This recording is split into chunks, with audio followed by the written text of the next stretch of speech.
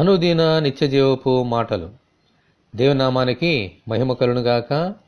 దేవుని వాక్యాన్ని చదువుకుందాము. మీరు క్రీస్తుతో కూడా లోకము యొక్క మూల పాఠముల విషయమై మృతి పొందిన వారైతే లోకములో బ్రతుకుచున్నట్టుగా మనుషుల ఆజ్ఞలను పద్ధతులను అనుసరించి చేత పట్టుకొనవద్దు, రుచి చూడవద్దు, ముట్టవద్దు అను విధులకు మీరు లోబడనేలా. కొలసలకు రాసిన పత్రిక 2వ అధ్యాయము 20-21 వచనాలు. మనుషులందరూ ఈ లోకమును విడిచిపెట్టే సమయం వచ్చినప్పుడు మాత్రమే మృతి పొందుతారు.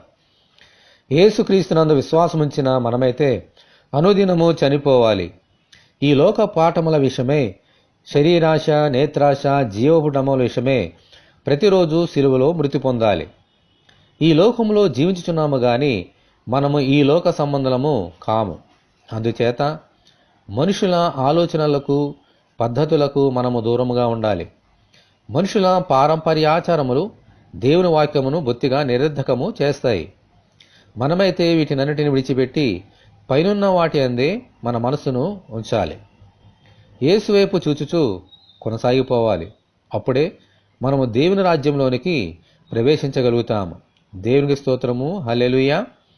ఇటువంటి కృప కొరకు మనమందరము దేవుని వేడుకుందాము. మా కొరకు ప్రాణం పెట్టిన ప్రభువా, మీకు వందనములు. మీరు ఈ లోక సంబంధులు కానట్టు మేమును ఈ లోక సంబంధులము కాక ఈ లోక మూల పాఠములను విసర్జించి మీ అడుగుజాడలలో నడిచినట్లు అనుగ్రహించమని, ఈ వాక్యం వింటున్న నీ బిడ్డలందరినీ అలాగున దీవించమని ప్రభువైన యేసుక్రీస్తు ద్వారా ప్రార్థన చేయుచున్నాము తండ్రి. ఆమేన్. ప్రభువైన యేసుక్రీస్తు కృప మనకందరికీ తోడే ఉండి నడిపించునుగాక. ఆమేన్. పరిశుద్ధ దేవుని మందిరం.